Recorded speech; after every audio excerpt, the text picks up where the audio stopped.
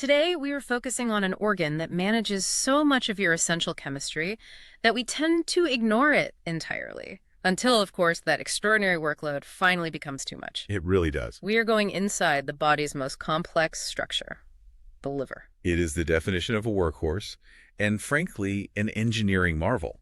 This is a major metabolic organ exclusively found in vertebrates, and it is universally and accurately described as the body's chemical factory. I think we need to establish the scale right away because when we say chemical factory, we're not talking about a small workshop. Not at all. We're talking about functionality, estimates that hover around 500 separate distinct biological functions. 500 is just the number that scientists usually settle on. But if you start listing every single enzyme activity or regulatory step, that number could easily balloon further. Wow. It's an unprecedented level of diversity and function for a single organ. And physically, it is absolutely essential. It's huge, right? It is the heaviest internal organ and the largest gland you possess, typically weighing in at about 1.5 kilograms or, 3.3 pounds in an adult. And it is positioned perfectly for its job, tucked away safely beneath the diaphragm in the right upper quadrant of the abdomen. It's almost like the main control panel of your system. Exactly. Yeah. And the central importance of this organ is underscored by one truly sobering fact that everyone really needs to know. What's that? Currently, there is no artificial organ or technological device that can reproduce all of its functions. None. We can mimic kidney function with dialysis. We can assist cardiac function. But for complete, irreversible liver failure, transplantation remains the only viable long-term solution. That reality, I think, speaks volumes about the complexity we are about to unpack. So our mission today is to truly understand how this is possible.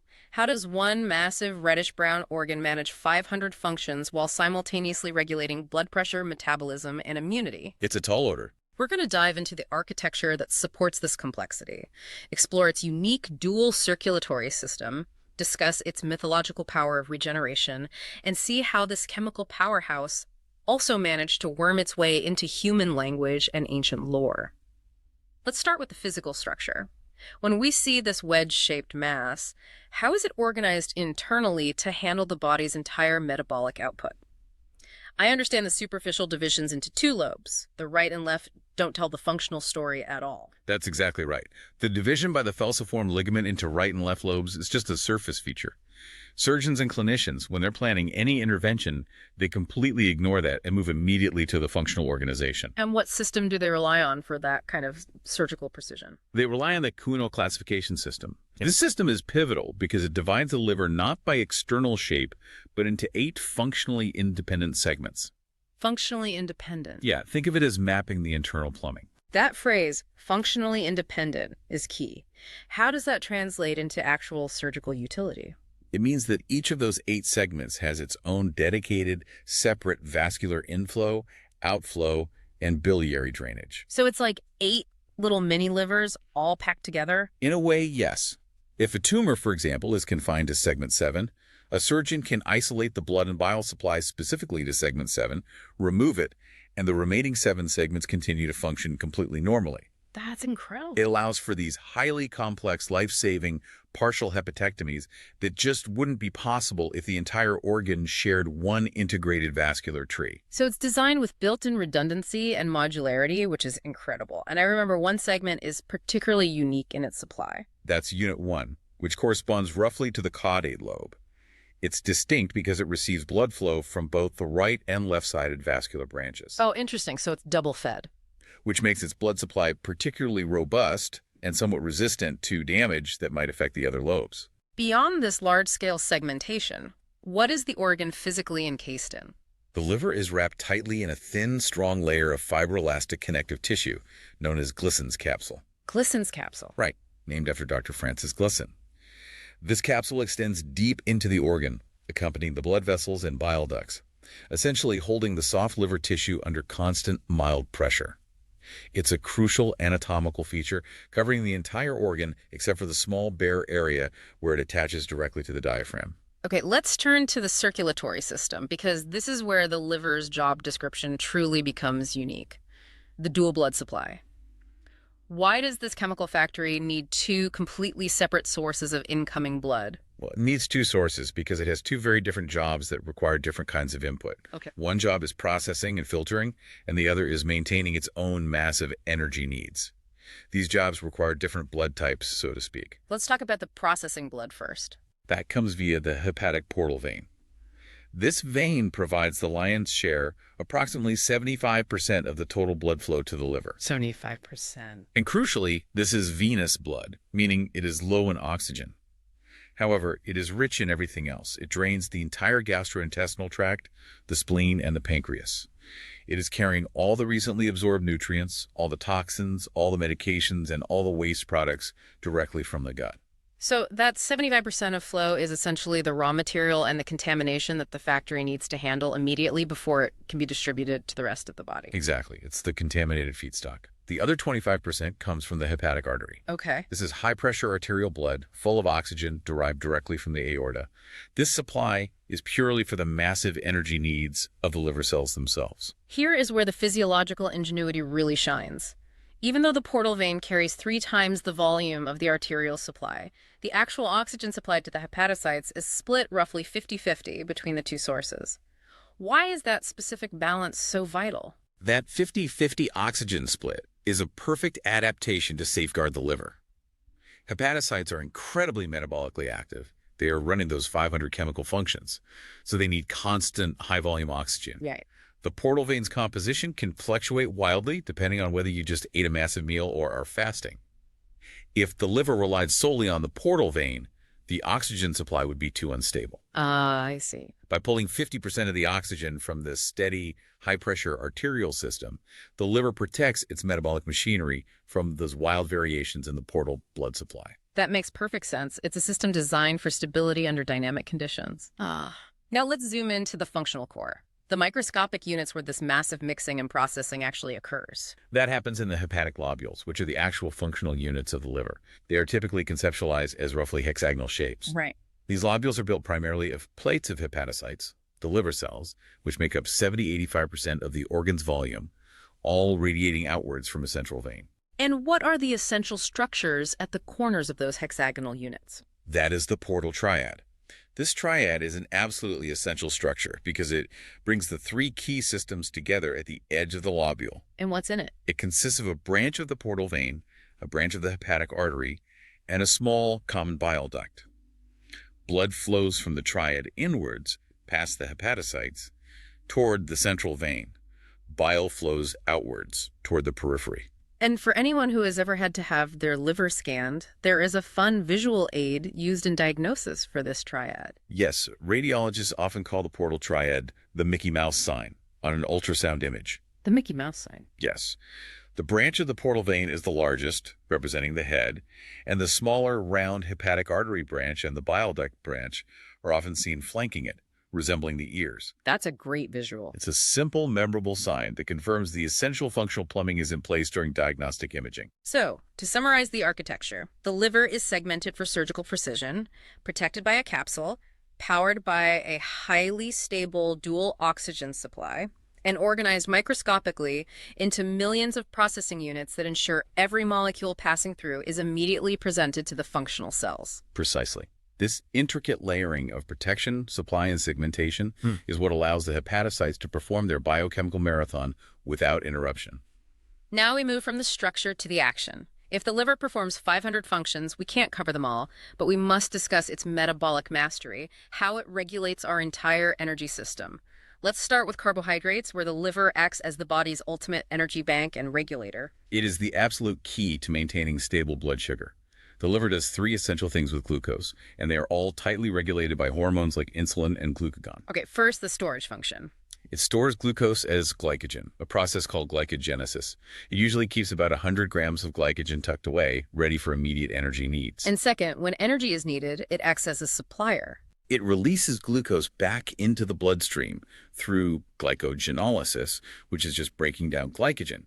These 2 functions, storage and release, keep your blood sugar stable between meals. But the real ingenuity, the process that keeps you alive during starvation or intense exercise, is making glucose from scratch. And there are 2 ways it does this, which we need to clearly distinguish. Absolutely. The broader process is gluconeogenesis, the synthesis of new glucose from non-carbohydrate sources. So not from sugar. Right.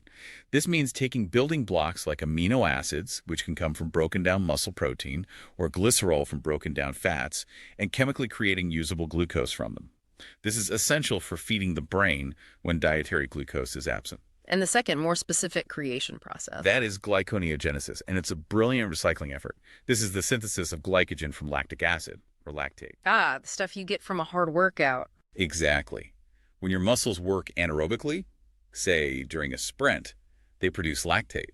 The liver sucks up that lactate from the blood and converts it back into glycogen, or glucose, making that energy available again. So the liver is constantly managing, storing, breaking down, and creating energy sources. Moving to proteins, this function is perhaps the most critical for maintaining the mechanical integrity of the body. The liver doesn't just manage energy, it manufactures our structural and communication elements. It synthesizes virtually all plasma proteins except the gamma globulins. Which are the antibodies. Right, those are made by immune cells. But if you consider the other proteins essential for life, the liver makes them. The most critical example of this manufacturing is blood clotting. What happens if the liver fails in this regard? You bleed uncontrollably. The liver synthesizes all the major coagulation factors, factors I through 13, as well as regulatory proteins like protein C, protein S, and antithrombin. Instead of listing all 13, let's focus on the two most essential factors the listener needs to remember. Okay, focus on factor 1, which is fibrinogen, and factor 2, which is prothrombin. Right. Prothrombin is an inactive enzyme that the liver produces. It's dependent on vitamin K. When activated, prothrombin turns into thrombin, which then converts fibrinogen into fibrin. Fibrin is the physical, sticky mesh that forms the basis of the blood clot. Without the liver, that mesh cannot form. This complexity underscores the link between liver health and bleeding disorders. And then there's albumin, which we mentioned earlier regarding fluid balance. Why is albumin so vital, and what does its absence look like? Albumin is the most abundant serum protein in your bloodstream, and the liver is its sole source. Its main job is maintaining what we call oncotic pressure. Leeches. It's the osmotic force exerted by proteins that keeps fluid contained within your blood vessels. When the liver fails and albumin synthesis drops, that pressure drops. And if that pressure drops, the fluid leaks out. Exactly. Yeah. This leads to severe fluid accumulation, most visibly as swelling in the ankles and feet, but often dramatically as ascites. That's the fluid in the abdomen. Yes, the collection of fluid in the abdominal cavity. This symptom is a direct, visible consequence of the liver failing its manufacturing duties. The liver also synthesizes thrombopoietin, a hormone that regulates platelet production, furthering its role in blood management. Finally, before moving to detoxification, let's briefly mention lipids. The liver is central to fat management. It synthesizes cholesterol, a necessary component for hormones and cell membranes. It performs lipogenesis, which is fat creation, and it produces triglycerides and lipoproteins, which are necessary packages for transporting fats through the bloodstream. And bile. And crucially, it creates and excretes bile, which acts as a detergent to emulsify dietary fats so they can be absorbed in the intestine. So that covers metabolism, but the other critical side of the factory is dealing with poisons and waste, the detoxification and excretion roles. This is where its role as the body's ultimate filter comes in. The liver is the primary site for drug metabolism, using a massive suite of enzymes to modify toxic substances in medicinal products.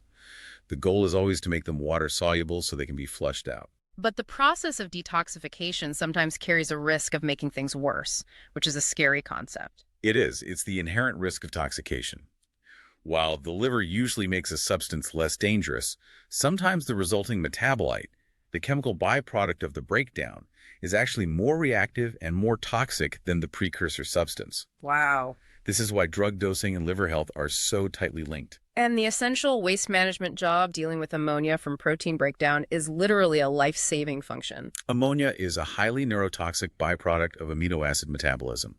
If it builds up, it causes hepatic encephalopathy, impacting brain function severely. So the liver prevents that. It prevents this crisis by running the ornithine, or urea cycle, which chemically converts that highly toxic ammonia into relatively non-toxic urea. The urea can then be safely passed out of the body in the urine. This conversion process is constantly running. Let's dedicate a moment to what you call the unseen roles, the functions that happen quietly in the background but are indispensable, starting with its function as a stress valve for the circulatory system. Yes, The liver acts as an expandable blood reservoir. In a healthy person, it holds about 450 milliliters of blood, close to 10% of total body volume. Okay. But because its channels are highly compliant, if pressure builds up in the cardiovascular system, say during right-sided cardiac failure, the liver can swell significantly and store an extra half liter to a full liter of blood. It's acting like a massive, flexible balloon that can absorb circulatory stress. What about its contribution to the lymphatic system? This is a surprise to many. Due to the unique structure of its capillaries, fluid and proteins pass readily out of the bloodstream. Consequently, the liver is the single largest source of lymphatic fluid. The largest? It's responsible for generating about half of all lymph formed in the body under resting conditions. Half. That is a monumental contribution. And finally, let's talk about that long-term storage capacity. It is the ultimate internal pantry. The liver stores various essential minerals, but its vitamin stores are unparalleled. For vitamin A, it holds a generous 1 to 2 year supply. A 2-year supply. But even more remarkable is its capacity for vitamin B12. It stores a massive 3 to 5 year supply. What's the clinical implication of that 3 to 5 year B12 storage? It means that if a person stops absorbing B12, say due to pernicious anemia or a dietary change, they won't necessarily show signs of deficiency for years. This incredible buffer complicates diagnosis and highlights just how long the liver can sustain essential functions. And let's not forget the frontline defense cells within this factory. The liver is packed with specialized resident immune cells called Kupffer cells. These are large macrophages that line the sinusoids. Their job is to actively purify the blood coming from the gut, engulfing and removing dead cells, bacteria, and other junk before that blood reaches the general circulation. They're the quality control team. The ultimate quality control team for everything you absorb. Given this enormous portfolio of 500 functions, when the liver begins to fail, the entire system is thrown into chaos. Let's look at the clinical reality, starting with the disease landscape. The scale of chronic liver disease today is, it's alarming. The most common form globally is non-alcoholic fatty liver disease, or NAFLD. Right, NAFLD. It's closely linked to metabolic syndrome, obesity, and diabetes. It is estimated to affect 1/3 of the world population. 1/3 is a stunning figure, but viral causes still lead to the most severe outcomes. Absolutely. While there are 5 types of viral hepatitis, A through E, chronic infection with hepatitis B or hepatitis C is the primary global cause of cirrhosis and liver cancer. When the liver's metabolic and filtration jobs begin to fail, the symptoms we see are a direct result of the chemical imbalances we just discussed. Let's revisit bilirubin and its immediate clinical consequence. Failure to process bilirubin, the byproduct of broken down red blood cells, leads directly to jaundice, which is the yellowing of the skin and eyes, And itching. and severe itching, or pruritus. Bilirubin is normally excreted via bile. When this fails, its buildup leads to intense, often debilitating itching that is notoriously difficult to treat. And linking back to albumin, the fluid accumulation issues. When albumin production halts, oncotic pressure fails, leading to generalized swelling and ascites, that accumulation of fluid in the abdomen. This can become so severe that patients require painful, frequent draining procedures. Even the digestive system shows the failure. Yes. Pale, clay-colored stools are a telltale sign. This happens because the liver is failing to excrete the bilirubin metabolites necessary to create stercobilin, the pigment that normally colors the stool brown. If the factory is shut down, the color disappears. Exactly, the plumbing is blocked. But the clinical reality leads us straight to the most fascinating biological fact about the liver, its mythological power of regeneration. It truly is unique. The liver is the only human internal organ capable of natural regeneration of lost tissue mass. We are not talking about simple scar tissue repair. We are talking about regaining functional volume. And the magnitude of this regenerative capacity is astounding in a clinical setting. It is. Clinically, surgeons often rely on the fact that as little as 25% of a healthy liver can regenerate fully into a whole liver within a matter of months. 25%. It's fundamental to successful transplantation and resection. Now, let's ensure the listener understands the critical biological caveat. In mammals, this isn't the same as true regeneration. What is the correct term? We call it compensatory growth. Okay. The function and mass are restored, which is what matters clinically. However, true regeneration, where the original complex architectural shape and lobe structure are perfectly restored, as you might see in a zebrafish liver, that does not occur in humans. So if you remove the right lobe, The remaining left lobe will expand to compensate for the lost volume, but you don't regrow the missing right lobe in its original form. How does this compensatory growth happen at the cellular level? It's largely driven by the mature hepatocytes re-entering the cell cycle. Hepatocytes are normally quiescent, just sitting patiently in the G0 phase. Just doing their jobs. Right. When a large portion of the liver mass is suddenly removed, powerful growth signals flood the remaining tissue. These signals force the quiescent hepatocytes to transition into the G1 phase and start dividing rapidly until the original total mass and function are restored. It's an internal emergency protocol. And this amazing ability takes us straight back to ancient Greek mythology. Yes, the myth of the Titan Prometheus. His eternal punishment by Zeus involved being chained to a rock, where an eagle would arrive daily to devour his liver. Only for it to regenerate completely overnight, ready for the next day's torment. Exactly. This suggests that the ancient Greeks, likely through observing animal anatomy or maybe ritual sacrifice, had at least a conceptual, if not clinical, awareness of the liver's incredible ability to grow back. Bringing this to modern intervention, we established that transplantation is the only option for complete failure. But regeneration allows for a highly complex procedure, living donor transplantation. This procedure is a testament to the liver's capacity. It involves removing a portion of a healthy living donor's liver and placing it in the recipient. Both the donor's remaining liver and the transplanted portion in the recipient will regenerate to near full capacity. When performing adult-to-adult living donor procedures, what portion of the donor liver is typically removed, and what complexity does this add?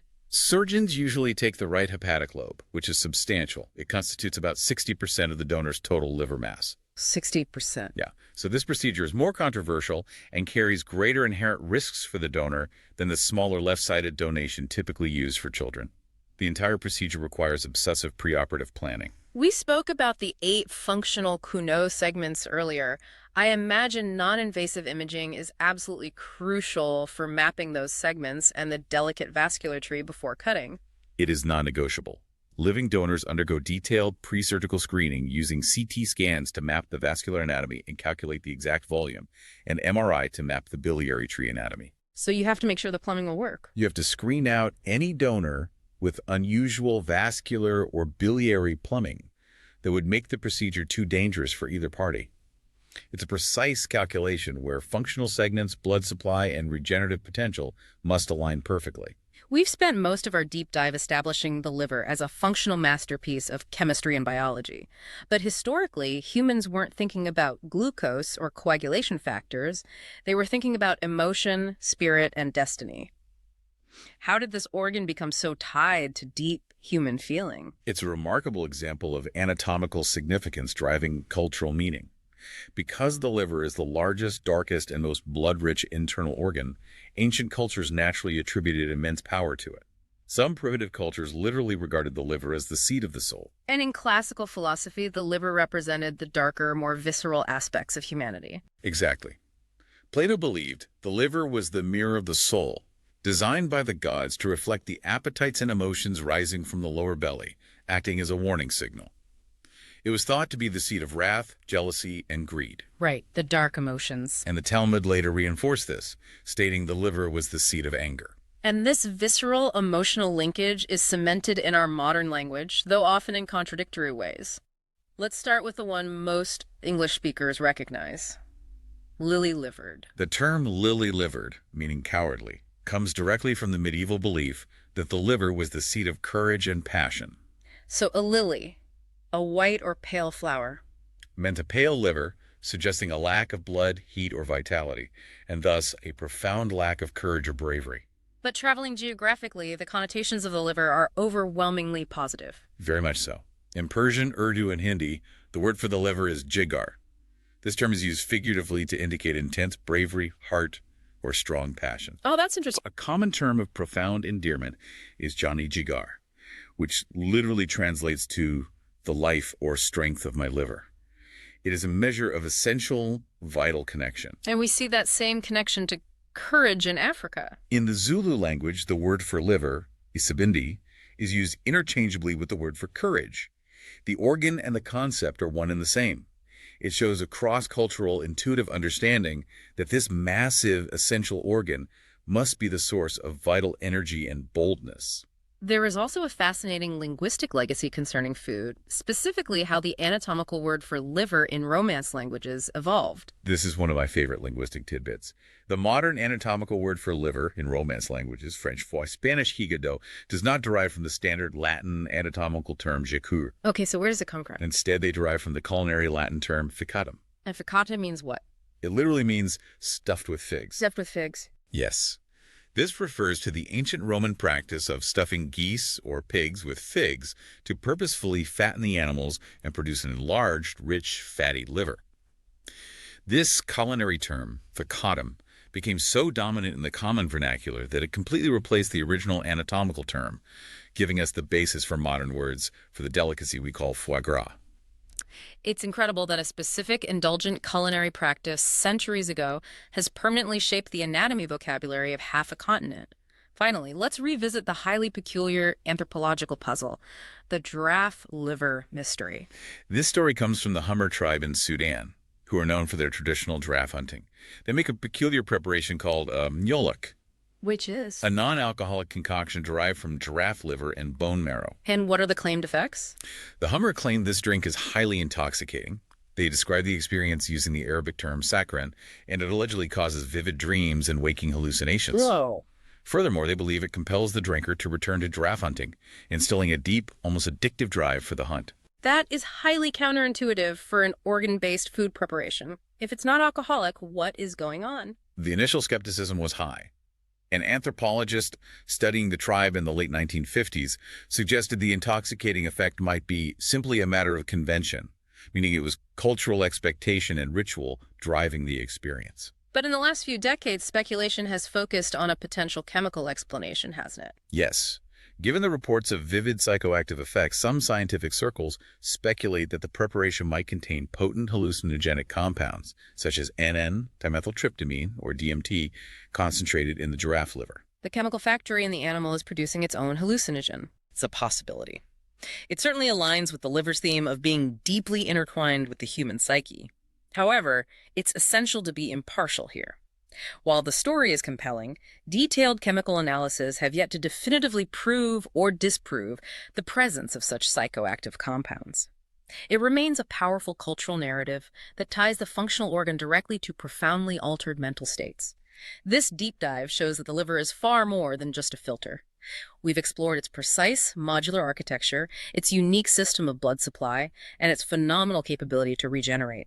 It truly earns its title as the most functionally diverse organ in the body. It's the central regulator, the manufacturer, and the detoxification system, all wrapped into one 1.5 kilogram organ. And what is most compelling is the way ancient and modern thought converge on the idea that this ultimate chemical factory, the organ that manages every single thing we consume and synthesize, is fundamentally tied to our psychological state. From anger and wrath to courage and heart. The ancients, perhaps intuitively, understood that when the physical processes of the body are out of balance, the mind and spirit cannot be stable. Which leaves us with this final thought prompt for you. Given the liver regulates nearly everything we absorb, synthesize, and detoxify, and knowing its historical association with our darkest emotions as well as our greatest courage, what new perspectives does this knowledge give us on the essential link between physical health and psychological state? That's a great question. If the liver is controlling the entire internal chemical environment, should we be focusing more on the health of this critical chemical factory when we discuss emotional balance, mood regulation, and mental clarity? Think about that 500 function workload the next time you consider what it truly means to be well inside and out.